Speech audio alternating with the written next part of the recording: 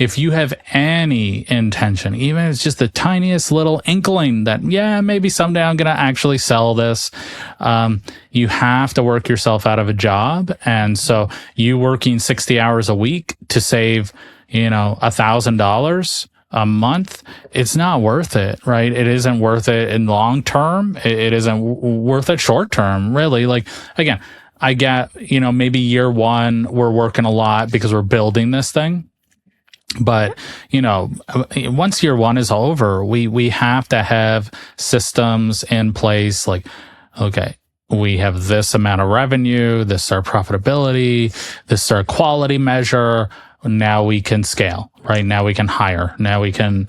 But we say that a lot. That year one's like insane, and it is. But does it have to be to that level, right? Like if you did come into starting up a year or two later, like if you decide, okay, I want to start a company, and then you spend a year or two saving money or contacting, like getting financing or.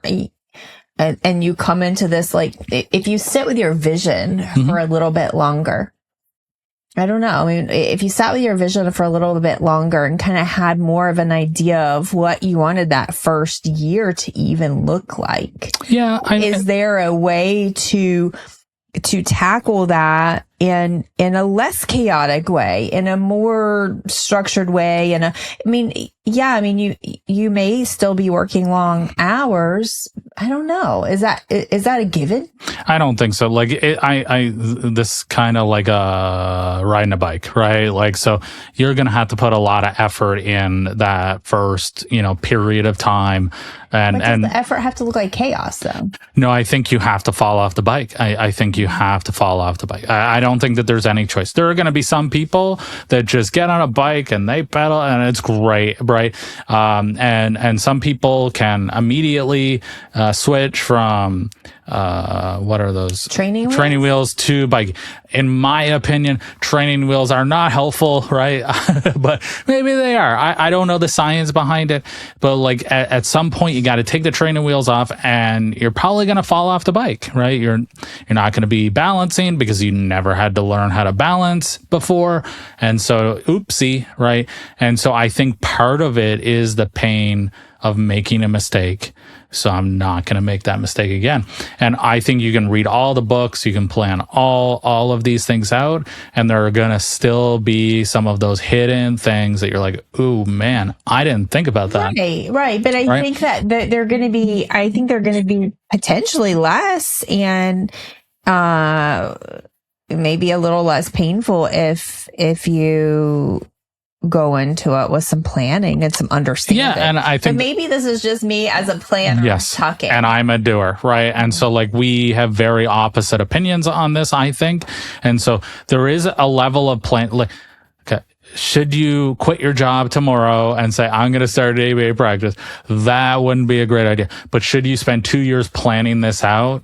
I don't think you need to spend 2 years planning this out either, right? Mm-hmm. There's kind of like a happy medium where, I've kind of, listened to 100 of our podcasts. You're probably in a good position, right? You probably know, okay, wow, these are some crazy things that I didn't think about, right? And so you'll so you can plan. So you can at least like have some ideas. Have some ideas. What or like we talk about like what to do if you don't have a policy in place, that kind of thing. Yeah. Or like what do you need in place before you see your first client or you hire your first staff or so these things can be helpful. Like we lived it for 12 years and we've talked to so many owners, right? That we've heard or lived it so many times.